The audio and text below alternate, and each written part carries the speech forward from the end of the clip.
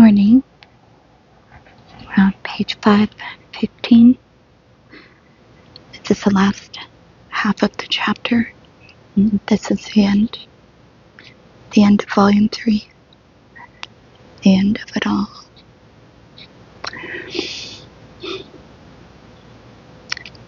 Only in extreme cases, when educational methods do not help, is recourse to the law necessary. Here we can dazzle the world with the diamond pure nobility of our laws today. We no longer try people in closed courts, as under Stalin. We no longer try them in absentia. We try them semi-publicly, that is to say, in the presence of a semi-public. I hold in my hand a record of the trial of some Baptists at Nikitovka in the Donbass in January 1964. This is how it's done. On the pretense that their identity must be checked, the Baptists who arrived to attend the trial were held in jail for 3 days until the trial was over, and to give them a fright. Someone, a free citizen, who threw flowers to the defendants got 10 days. So did a Baptist who kept a record of the trial, and his notes were taken away, but another record survived. A bunch of hand-picked constables were led in before the general public by a side door so that they could occupy the front row.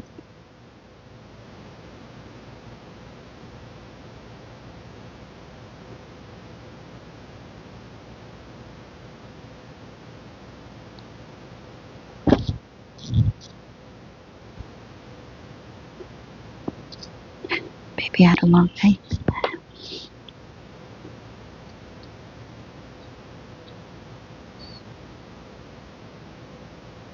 While the trial was in progress, there were shouts from the spectators, pour kerosene over the lot and set fire to them. The court did nothing to curb this righteous indignation. Typical of its procedures, it admitted the evidence of hostile neighbors and also that of terrorized minors. Who the hell cares what effect it has on them, as long as we get our verdict? Their exercise books with texts from the scriptures were introduced as exhibits. Once, one of the defendants, Basbay, father of 9 children, was a minor who had never received any support from the Union Committee at his pit because he was a Baptist. But they managed to confuse his daughter Nina, a schoolgirl in the 8th grade, that to suborn her with 50 rubles from the Union Committee, a promise to place her in an institute later on, so that during the investigation, she made fantastic statements against her father. He had tried to poison her with a sour fruit drink, what the believers were hiding in the woods for their prayer meetings because they were persecuted in the settlement. They had had a radio transmitter, a tall tree with wire wound all around it.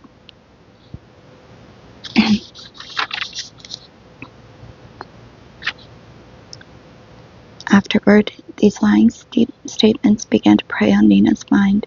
She became mentally ill and was put in the violent ward of an asylum. Nonetheless, she was produced in court in the expectation that she would stick to her evidence, but she repudiated every word of it. The interrogator dictated what I had to say himself. It made no difference. The shameless judge ignored her last statements and regarded only her earlier evidence as valid. Whenever depositions favorable to the prosecution come unstuck, this is the typical and regular dodge used by the courts.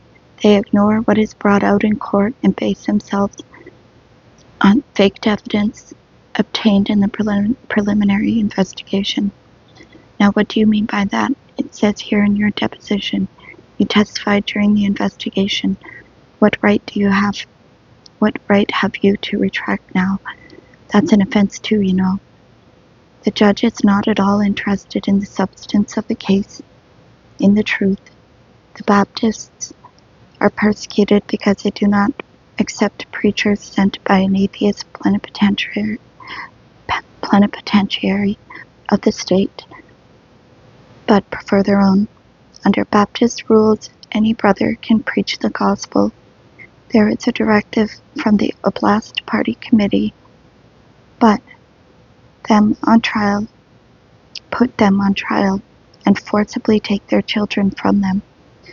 And this will be carried out, although with his left hand, the Presidium of the Supreme Soviet has just July 2nd, 1962, signed the World Convention on the Fight Against Discrimination in the Sphere of Education.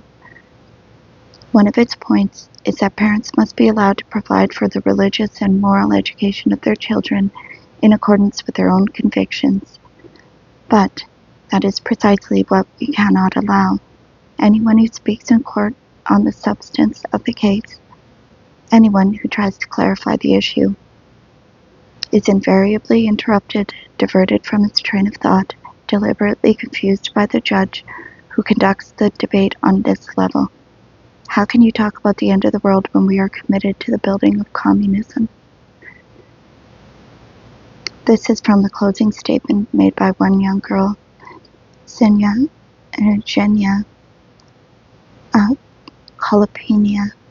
Kolopenina. Instead of going to the cinema or to dances, I used to read the Bible and say my prayers. And just for that, you are taking my freedom from me. Yes, to be free is a great happiness, but to be free from sin is greater still. Lenin said that only in Turkey and Russia did such shameful phenomena as religious persecution exist. I've never been in Turkey and know nothing of it, but how things are in Russia you can see for yourselves. She was cut short. The sentences, 2 of them got 5 years in the camps, 2 of them 4 years, and Bazbey, father of all those children, got 3. The defendants accepted their sentences joyfully and said a prayer. The representatives from enterprises shouted, "Not long enough, make it more. Throw kerosene over them and put a match to it." The long-suffering Baptists took note and kept count, and set up a council of prisoners' relatives, which began issuing manuscript bulletins about all the persecutions.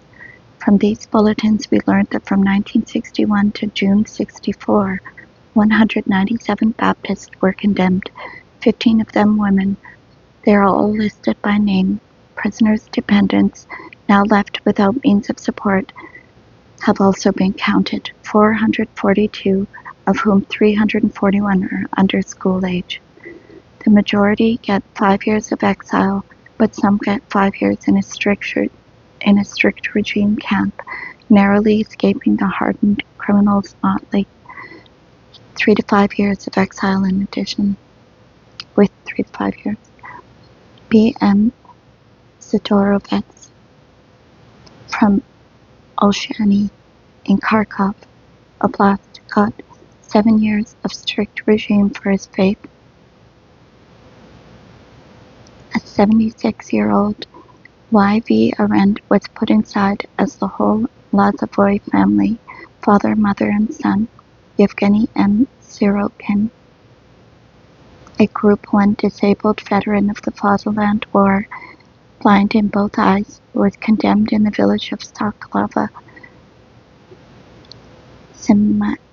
Semyevsky district, Kharkov Oblast, to 3 years in a camp for bringing up his children, Luba, Nadia, and Rhea, as Christians, and they were taken away from him by order of the court.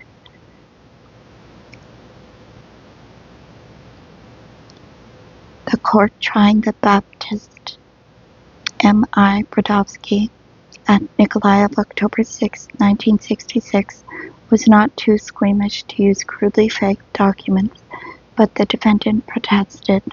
"This is dishonest of you," they barked back at him. "The law will crush you, smash you, destroy you." The law, my friend. not one of your acts of extrajudicial vengeance as practiced in the years when norms were still observed.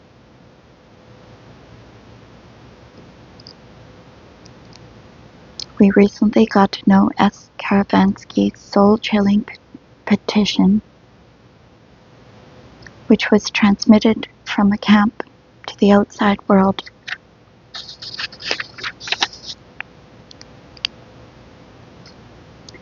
The author had been sentenced to 25 years, had served 16 of them, 1944 to 60, had been released, evidently under the 2/3 rule, had married, had begun a university course, but no, in 1965 they came for him again.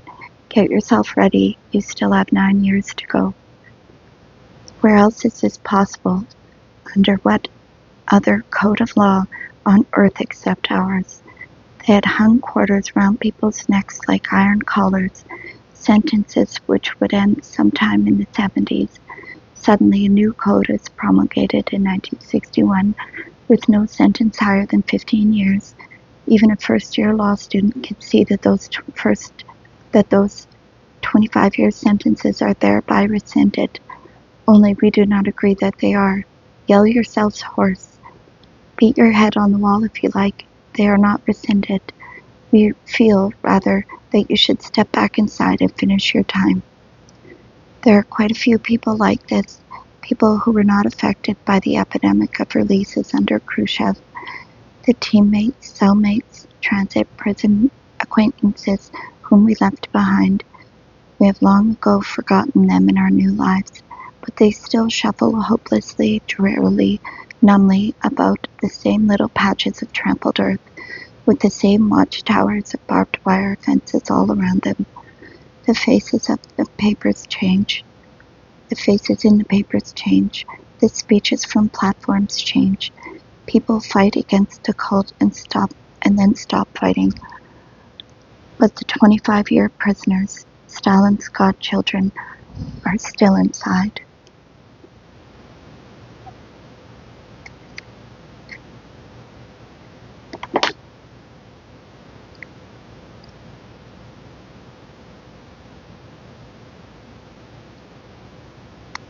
Karavansky cites the blood-freezing prison careers of several such people. All you freedom-loving left-wing thinkers in the West, you left laborites, you progressive American, German, and French students, as far as you are concerned, none of this amounts to much. As far as you are concerned, this whole book of mine is a waste of effort. You may suddenly understand it all someday, but only when you yourselves hear hands behind your backs there and step ashore on our archipelago. Still, there really is no comparison between the numbers of political prisoners now and in Stalin's time. They are no longer counted in millions or in hundreds of thousands. Is this because the law has been reformed? No, it is just that the ship has changed course for a time. Courtroom epidemics flare up just as they used to, lightening the labors of the legal brain. Even the newspapers will keep you abreast if you know how to read them. When they start writing about hooligans, you know that the courts are jailing people wholesale on charges of hooliganism. If they write about theft from the state, you know that the fashionable charge is embezzlement. Sex writing from today's colonies tell us despondently that it is useless trying to find justice. What you read in the press is one thing, real life is another. I'm sick of being an outcast in my own society and my people, but where can I get justice? The interrogator's word carries more weight than mine. Yet what knowledge or insight can she, a young girl of 23, have? How could she possibly imagine the fate they can send a man to? The reason they have never reopened cases is that if they did, some of them might become redundant. Stalinist methods of investigation and trial have simply migrated from the political to the criminal sphere, and that's all there is to it. Let us note carefully what these suffering people have told us. Retrial is impossible because the judicial caste might collapse.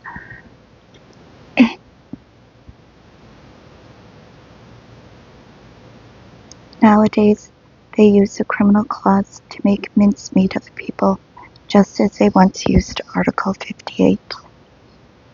If they did not, what would they feed on, and what would become of the archipelago?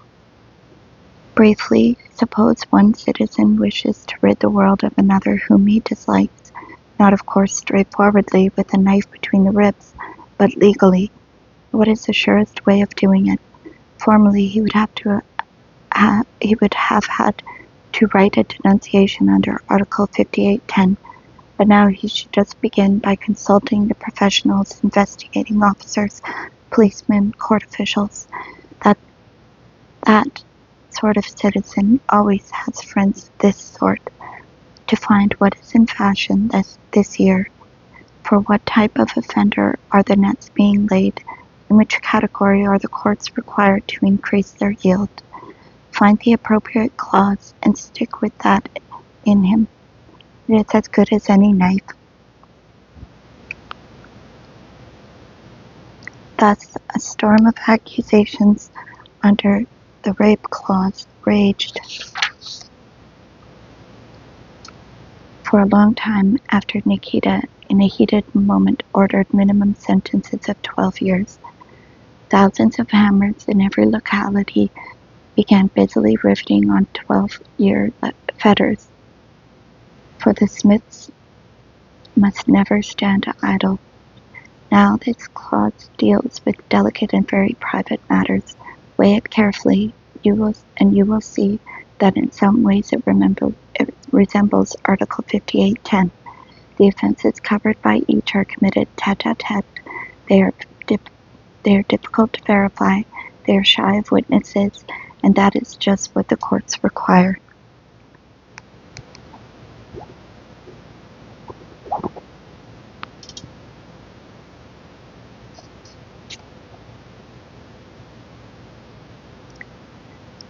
Take the S case, initial S. 2 Leningrad women were summoned to the police station. Had they been at a party with some men? Yes. Had sexual intercourse taken place? This had already been established with the aid of a reliable informer. Yes. Right then, which is it? Did you take part in the sexual act voluntarily or against your will? If voluntarily, we shall have to regard you as prostitutes. You will hand over your passports and get out of Leningrad in 48 hours. If it was against your will, you must bring a charge of rape. The women were not a bit anxious to leave Leningrad, so the men got 12 years each.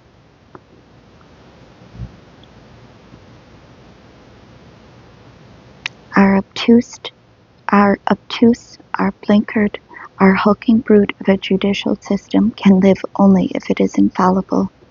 The brute is so strong and so sure of itself only because it never reconsiders its decisions, because every officer of the court can lay about him as he pleases, in certainty that no one will ever correct him. To this end, there exists a tacit understanding that every complaint, whatever summits you send it to, will be referred back to the very authority of which you are complaining. Let no officer of the court, prosecutor or investigator, be censured for abusing his office, for giving free rein to bad temper or a desire for personal vengeance, for making a mistake or for misconducting a case. We will cover up for him, protect him, form a wall around him. We are the law, and that is what the law is for.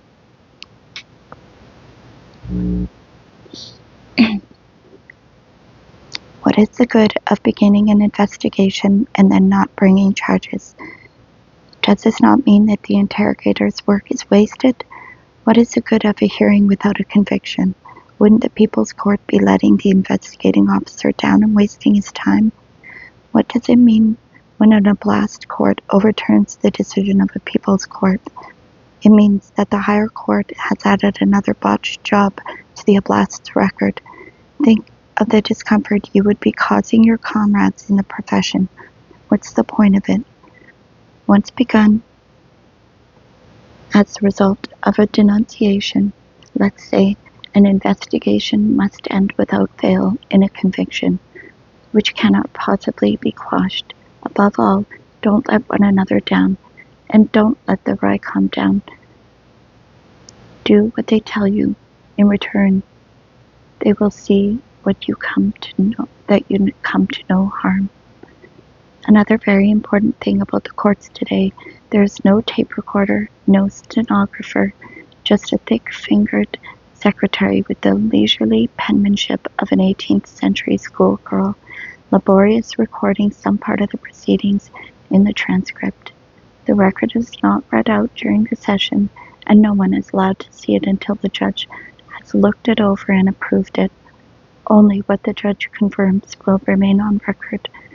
Will it have happened in court? While things that we have heard with our own ears vanish like smoke, they never happened at all. In his mind's eye, the judge can always see the shiny black visage of truth. The telephone in his chambers, this oracle will never fail you as long as you do what it says. Excuse me. Endure and flourish, O noble company of judges. We exist for you, not for us. May justice be a thick-piled carpet beneath your feet. If it goes well with you, then all is well. The proven reliability of the judicial system makes the lives of the police much easier. It enables them to apply without misgiving the method known as the trailer or the crime sack. Because of the slackness, the inefficiency, the boneheadedness of the local police, crime after crime after crime remains unsolved. But to keep the books straight, criminals must be exposed and cases closed. So they wait for a suitable opportunity. A man lands in the police station, somebody pliant, easily bullied, not too bright, and they saddle him with all these unsolved crimes. He's the one, all this year. The elusive master criminal, pummel and starve him till he confesses everything, put his name to it all, earns himself a sentence, puts his name to it all, earns himself a sentence commensurate with the grand total of his crimes, and so wipe a blot from the district.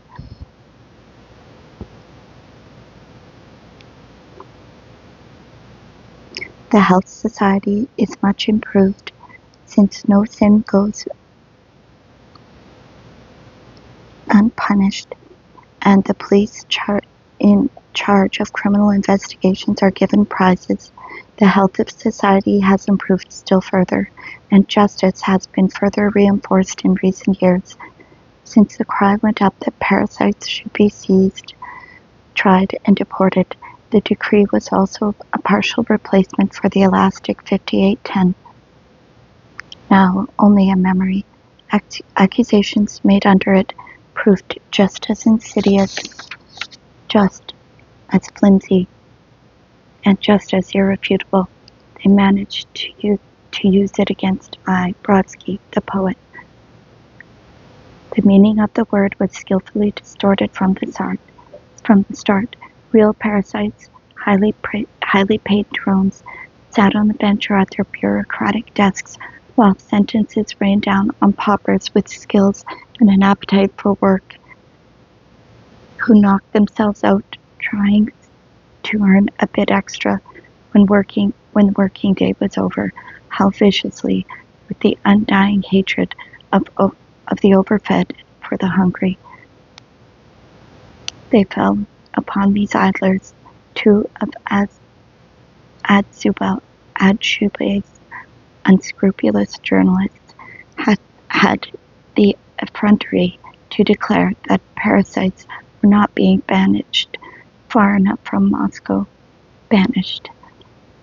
They were allowed to receive parcels and money orders from relatives. Discipline was not strict enough. They are not made to work from dawn to dusk. These are their very words, from dawn to dusk. What communist dawn? What constitutional order, we may wonder. can call for such drudgery.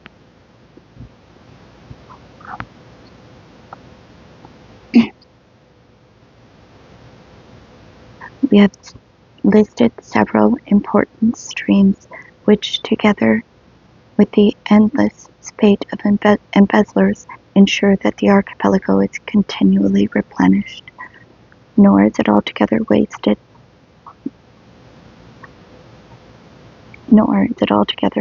effort for the People's Brigades, the Druzhniki, those freebooters or stormtroopers commissioned by the militia, unmentioned in the Constitution and free from responsibility before the law.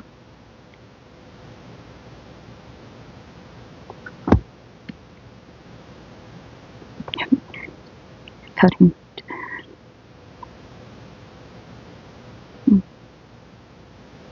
To walk the streets or stay comfortably in their command posts, knocking out the teeth of prisoners.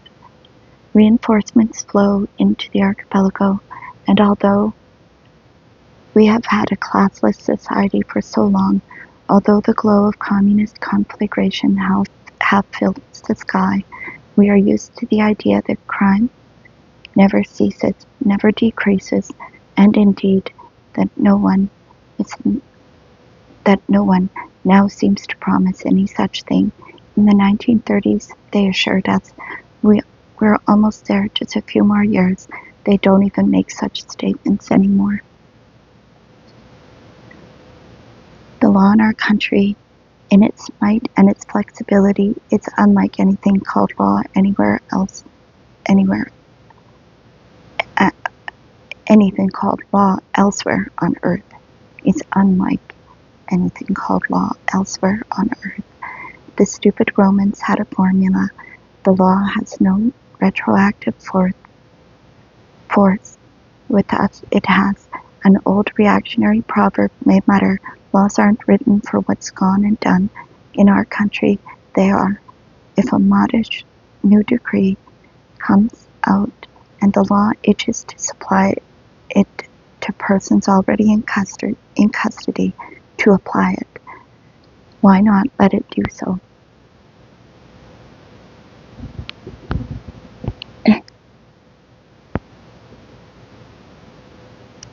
This is what happened to the currency speculators and bribe takers. Lists were sent from, say, Kiev to Moscow, where the names of those to whom the law could be retrospectively applied were ticked off, and they were given a longer stretch or promoted to 9 grams of lead accordingly.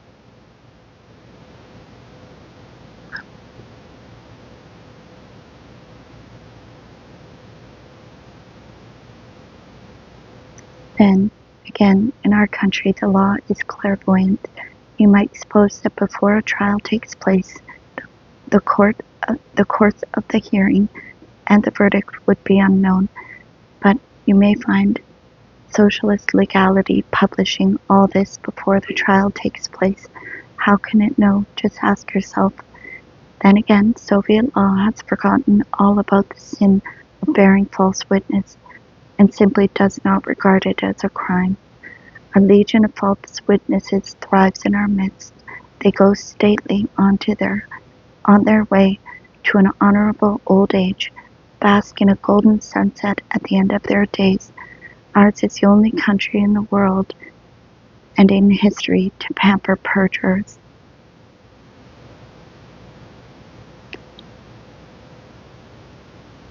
And again, Soviet law does not punish murdering judges and murdering prosecutors. They all enjoy long and honorable careers and live to be noble elders. Then again, no one can deny that Soviet law is capable of those abrupt changes of course, those sudden swerves characteristic of all ancient creative thought. At times, the law veers toward sharp reduction of crime in a single year, arrest fewer, try fewer, release the convicted offenders on probation. At other times, it veers in the opposite direction. Evildoers endlessly multiply, no more probation, send more to hard labor and special regime camps, stiffer sentences, execute the villains. Whatever storms may buffet it, the vessel of the law sails smoothly and majestically on. Our Supreme Courts, our Supreme Prosecutors, are old hands, and no gust will take them by surprise. They will conduct their plenary sessions, they will issue their instructions, and every insane change of course will be shown to be a long-felt need, a logical result of our whole historical development.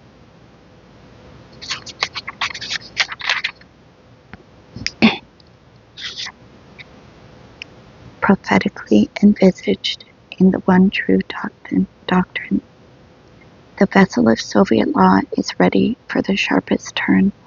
If orders come tomorrow to put millions inside again for their way of thinking, or to deport whole peoples, the same peoples as before or others, our rebellious towns, or to pin 4 numbers on prisoners again, its mighty hull will scarcely tremble, its stem will not buckle. There remains what Derzhavin tells us, what only those who have experienced it for themselves can feel in their hearts. An unjust court is worse than brigandage. Yes, that remains true as it was under Stalin, as it was all through the years described in this book. Many fundamental principles, decrees and laws, contradictory or complementary, have been promulgated and printed, but it is not in accordance with them that our country lives, and that arrests are made, trials held, experts given evidence. Only in those few cases, 15% perhaps, in which the subject of investigation and judicial proceedings affects neither the interests of the state, nor the reigning ideology, nor the personal interests of or comfort of some office holder. Only very rarely can the officers of the court enjoy the privilege of trying a case without telephoning somebody to seek instructions, or trying it on its merits as a conscience dictates. All other cases, the overwhelming majority, criminal or civil, makes no difference, inevitably affect in some important way excuse me, the interests of the chairman of a kolkhoz or village soviet, a shop foreman, a factory manager, the head of a housing bureau, a block sergeant, the investigating officer or commander of a police district, the medical superintendent of a hospital, a chief planning officer, the heads of administrations or ministries, special sections of personnel sections, the secretaries of district or oblast party committees, and upward, ever upward. In all such cases, calls are made from one discreet inner office to another. Leisurely, lowered voices give friendly advice, steady and steer the decision to be reached in the trial of a wretched little man caught in the tangled schemes which he would not understand even if he knew them, of those set in authority over him.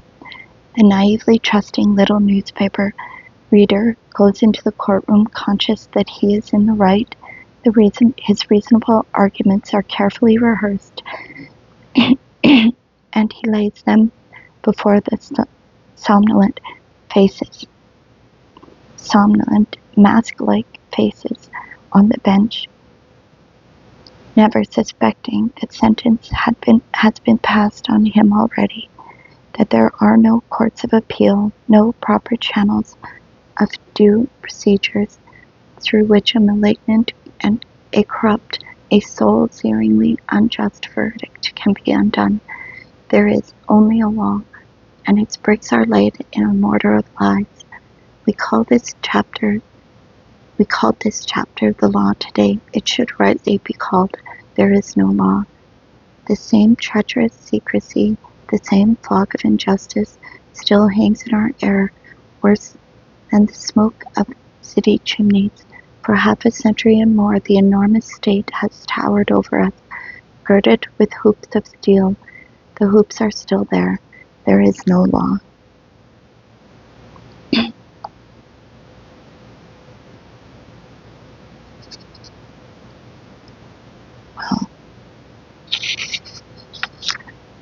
friends, that is it. I think I'll read the afterword tomorrow. That's it. I just have the glossary of terms that's at the end of all of the volumes. The different definitions and stuff you may not know. There's so much. I've learned a lot, but there's so much still I don't know. And then there's also a biography. Sorry, my book has seen better days. It's well loved. And there's a biography piece at the end. So I'll definitely read the afterword. And I'm thinking about this book next. I've already started this one, but also I ordered 2 more. The other one, if it comes soon, I want to read it instead. It's called by Robert Conquest, The Colima, the Arctic Death Camps. The audiobook is horrific to listen to. It's horrific in its content, but it's horrific also in the terrible AI computerized voice that reads it. But it is, it's just, we'll just read it. It's really,